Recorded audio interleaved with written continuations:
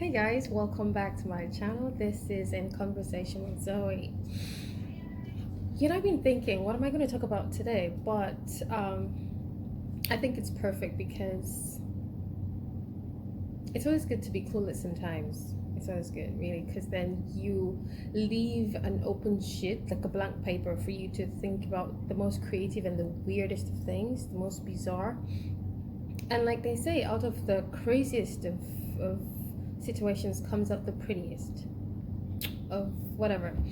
Anyways, today I will be talking about Formula One, and if you do know me, then you'd know that Formula One makes a big chunk of who I am, sports in general. So the season has come and gone, but looking up to next season, there's so much juiciness in it, really. I mean, the fact that Mercedes may not be there on the grid, Lewis Hamilton might be free in 2021, Toto Wolff might be leaving Mercedes as well, since he's been tipped to be the head of Formula One as a whole sport, which is huge.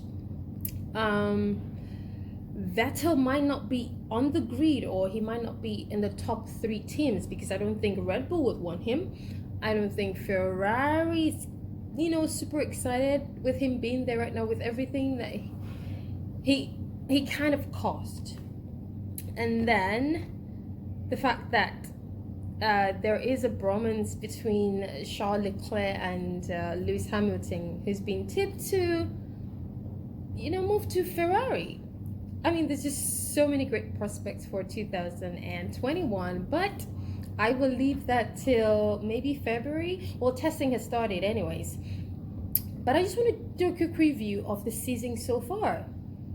Of course, Lewis Hamilton won his 6th World Championship with Valteri Bottas second on the report sheet, and then Max Verstappen, the next big thing. But then when would that big thing actualize, really? That's a question on so many people's minds, now that they are signed on with Honda, not just Red Bull now. It's also their sister team, which is Toro Rosso for 2020.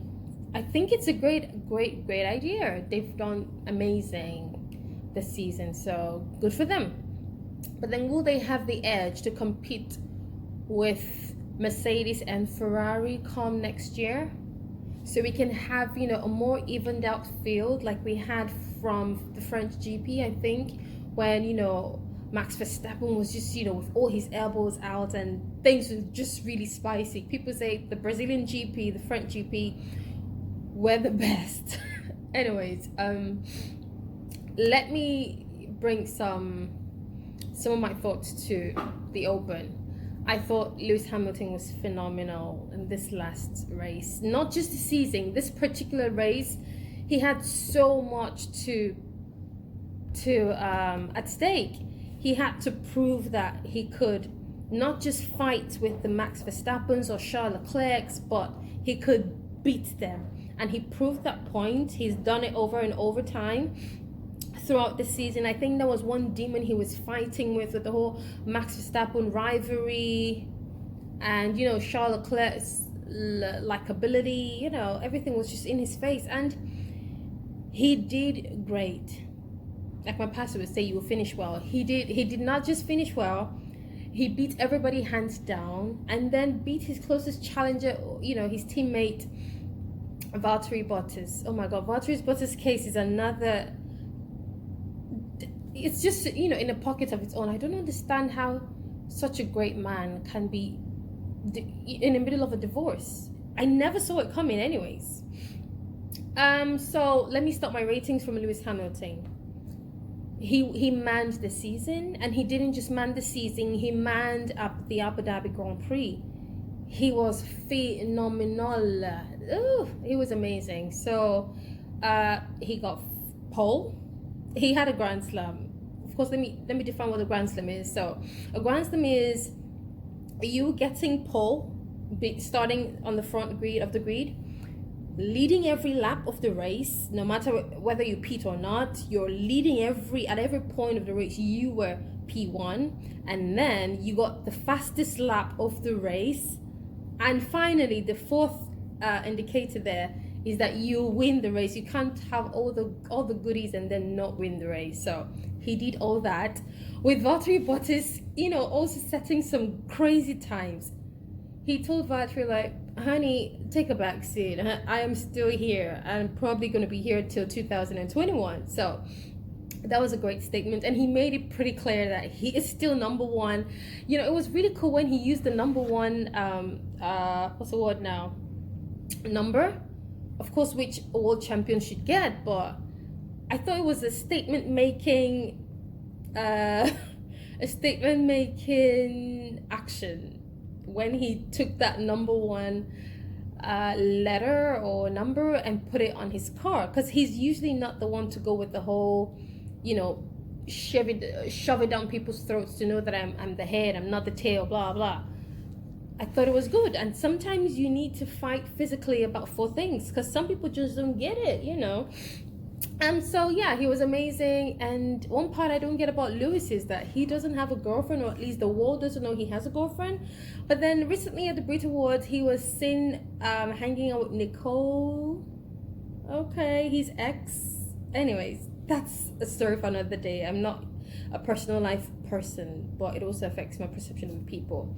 Because I think, like he said, he did it to concentrate on his careers, and people do that. Like, I mean, look at Jennifer Aniston.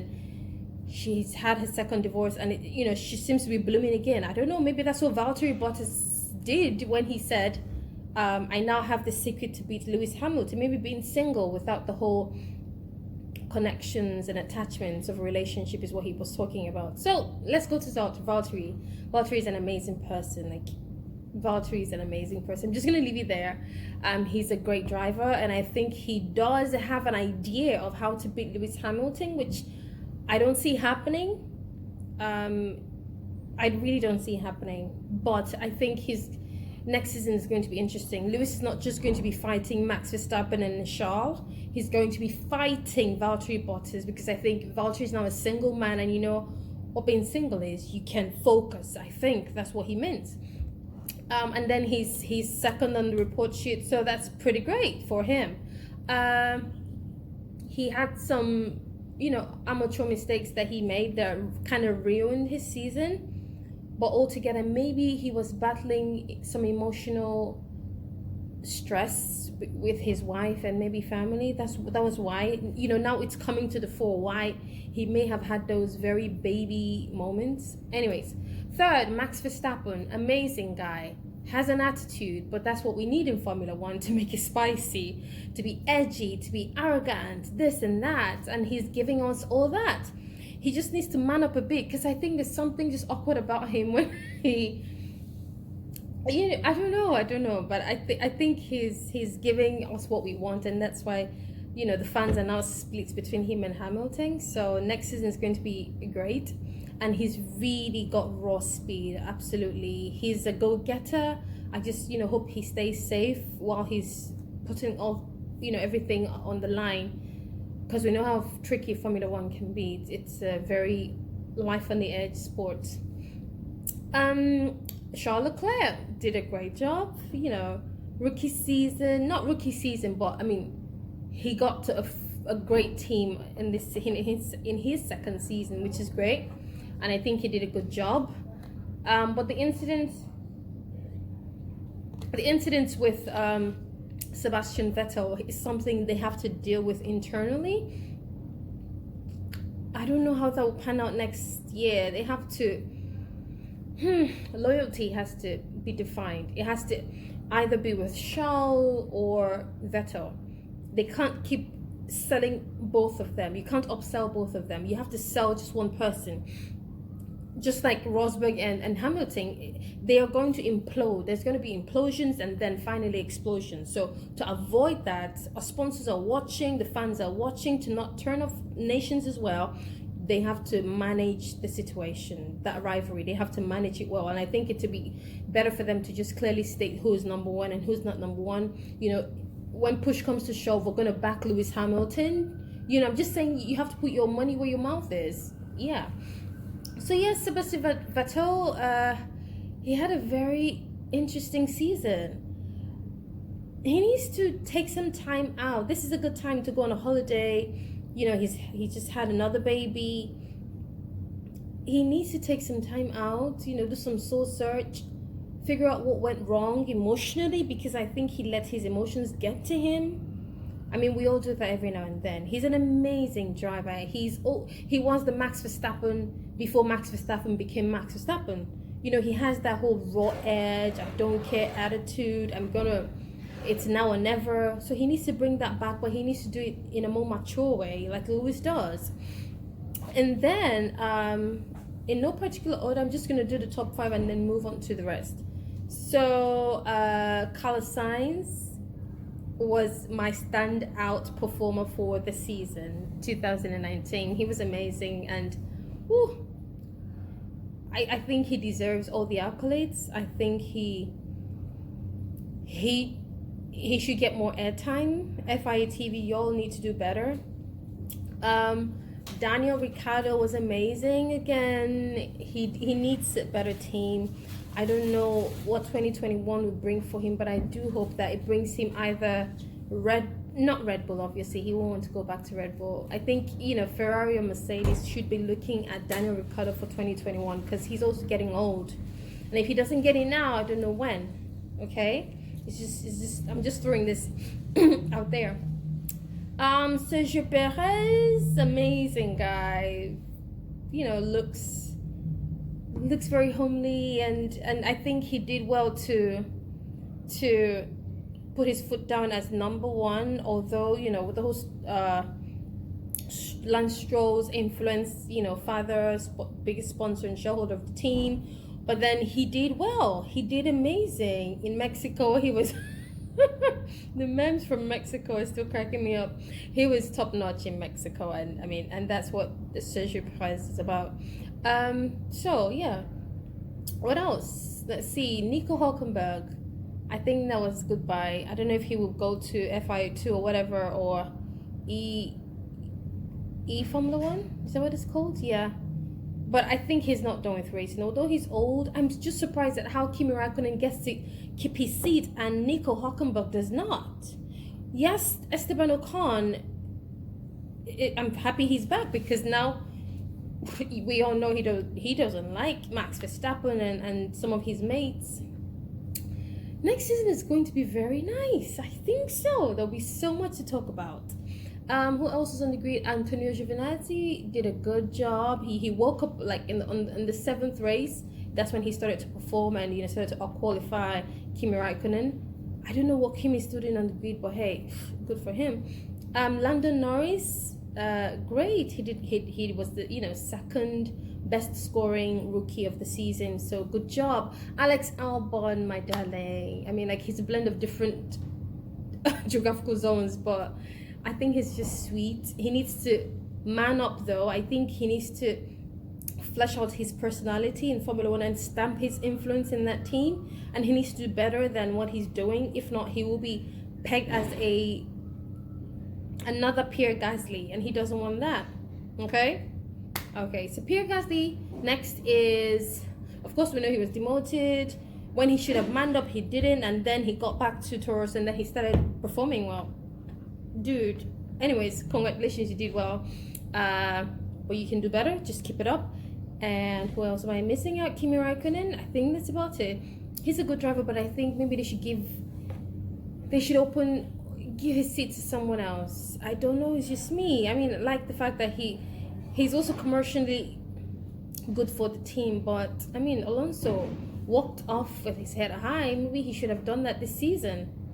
I don't know. Well, it's up to the guys at Alfa Romeo to decide that. Who else am I missing? George Russell. Before George Russell, Daniel Kvyat had a phenomenal season. He came back and really turned a new leaf. Yes, he's still the torpedo, we know, but I think he's done a great job. Good job. I mean, Daniel. Who else?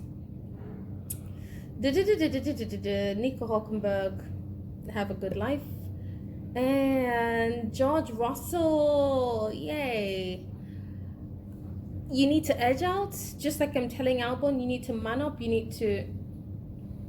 Good boys, it's good to be good, but I think you need to roughen up. It's a really tricky sport. You need to just bring out your wings sometimes, elbows out when you're driving. I mean, for heaven's sake, Kubica outscored you, so that should give you a lot to think about during the holiday, okay? And then Robert Kubica, congratulations for the points you scored. Yes, it was fate and luck at the same time, but I think you deserve it. You've given Formula One a lot. You almost lost your life all at it. So thank you for all the memories, and we wish you well. And that's about it. I will see you next time. Thanks for watching. And if you have thoughts to share, kindly let me know down below in the comment section. What was your high point of the season? I think my high point was